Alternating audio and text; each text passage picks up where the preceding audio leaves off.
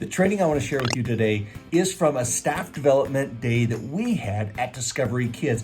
I hope you're using this to expose some of your newer staff and seasoned staff to topics. This topic today is love and logic and guidance strategies. The staff you're about to listen to are not paid actors. They are paid teachers, and we try to pay them quite well. So I hope you enjoy this. Use this for your center. We're using it for ours. It's just great stuff. Teachers talking to teachers about love and logic and guidance strategies. Here we go.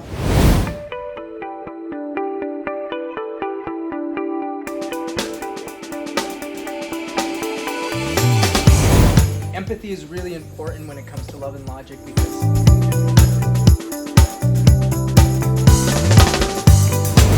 they are not capable of processing their emotion and handling a conversation. They don't know what they're feeling.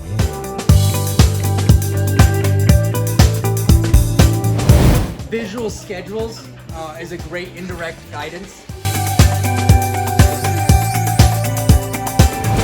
The tone that you're using still needs to be empathetic, and it has to lack that frustration that you may be feeling at that moment. Dawn. Like keywords when, they've done something wrong, where they can hear it from across the room. You don't really have to raise just a key, how sad or and asking them, is that a good choice or a bad choice? Like you said, putting it back on them. You never give them any choice that you're not willing to take from them. So if you give them 2 choices, you make sure that, or 5 choices, I don't care. I only ever give 2, but make sure that each one of those is ones that are acceptable to you. And going back to the choices, making sure, especially in a center setting, that you're not saying to a kid, well, are you going to come outside with us or are you going to stay inside by yourself? You know you can't leave that child inside by themselves. That's not a choice that you should ever present to a kid. And when you're putting a consequence in place, you chose to do this, therefore you chose to miss out on this. So it's all about their choices. When you say, don't climb on that, and then maybe ask them why, so maybe they can reiterate back to you why they think you're telling them not to do that. I think that's a great baseline, is giving kids reasons. However, if you ask a 1-year-old, why can't they do something, they might not have the answer for you. So instead of phrasing it as a question, I would just say, we use walking feet inside, you could trip and fall, and that's not safe. Or we're going to keep our friends safe and your body safe by using walking feet. The tone that you're using still needs to be empathetic, and it has to lack that frustration that you may be feeling at that moment in time. And if you do have a situation where, say, a child is about to jump off of a table and you have to do that abrupt, stop! Take a second, come back, and explain to them in a calmer tone why they can't do that. That's not safe. You could hurt your body. Showing them that, we also make mistakes as adults, but going back and apologizing for it is huge to a child.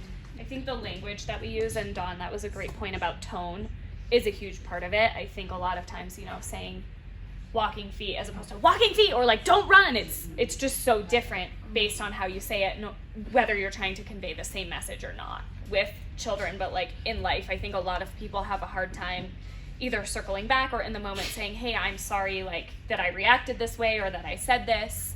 But kids need to know that too. That's how they're going to learn. That's how we want to function within our relationships outside of school and work, and that's what they need to learn for the real world. So you should never feel ashamed or disappointed that you have to go back to a kid and say, hey, I'm really sorry about earlier, and explain to them your feelings. They're trying to learn what frustrated looks and feels like. They can feel that, but they don't know how to label that yet. So if you have a moment when you're frustrated and you go back and you say, hey, I'm really sorry that, I reacted that way. I was just feeling really frustrated.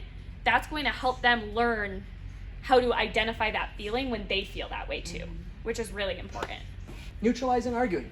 Instead of saying, don't talk to me in that tone of voice, reframing it, I'll listen to you as soon as your voice is calm. Telling children something is where we sometimes struggle because we almost expect the child to do what we're going to tell them to do almost 100% of the time. We don't realize that at home, they have a very different social way of dealing with things. Different set of rules from mom and dad, grandpa and grandma, whoever their parental figures are. So if we're able to reframe those choices for them, we can kind of work together to be able to get the child to do what we want. Okay, instead of saying, raise your hand, say, I'll call on those whose hands are raised.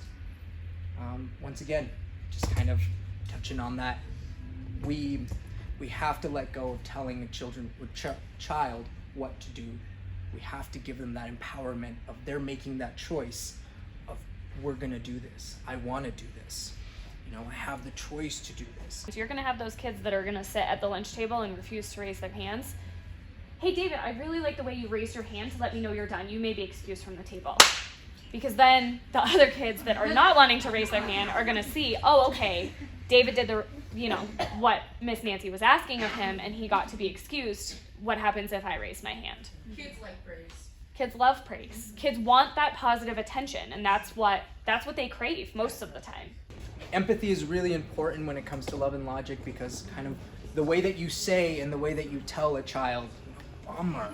If you're smiling and granted they're gonna take that same thing away, but really tone of voice really matters when you are dealing with a child and when you are really struggling.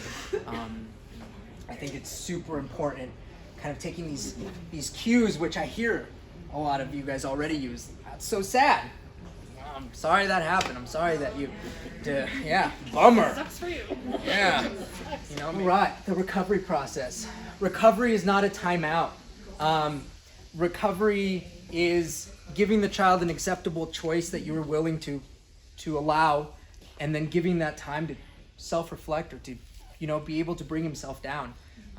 When a child is really, really just super mad and they're red, you can't talk to them. You can. They're not going to listen. Or if you have a child who's super scared and who's just super closed off, same thing. You have to allow the child to not self-regulate. You have to allow a child to be comfortable, to be open, and to be ready to listen. Go for it. The other thing to keep in mind is when a child is at that level of tantruming and exploding, their brain literally cannot have a conversation with you. They are not capable of processing their emotion and handling a conversation. They don't know what they're feeling.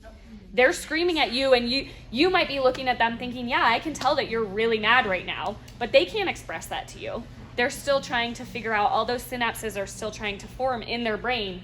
So giving them, and I feel like almost every classroom that I've been in has their own strategy, but you guys are really good at, okay, let's hit your reset button, or let's go to cozy and, take a minute to reset. Reset is a really good word for these kids because it kind of gives them that cue of, okay, I'm not in trouble, but I need to step back for a minute. I'm not in a safe space where I can be having this tantrum and kicking and screaming at circle time. Reset allows them to either find a space to go, or with your help, you can give them that safe space where they can calm down, and then you can talk to them. But trying to talk to them when they're at that elevated level, it's just going to raise your frustration. You're screaming, the child's screaming, so many. Everybody's just yelling. So I actually have a video that goes with this slide, but positive relationships. Praising, Michelle touched on that. Catching them when they're good. If you see a child who struggles on a daily basis to eat with their fork, but on the one day that you catch them sticking that fork into their meat and eating it, that's where you catch them. That's where you say, hey child, you did great. I really loved how you ate with your fork. Praising them when they're good, I think is super important. Smiling. Smiling is one of those that even as adults, it can really piss us off, or it can, get us into a better mood that we are if we're sad. Same with a child. A child, unfortunately, as well as an adult, knows how to push certain buttons, knows what will take you off. And if you're able to move past that, and if you're able to see through that, you can really make a difference with the child, especially in that power struggle.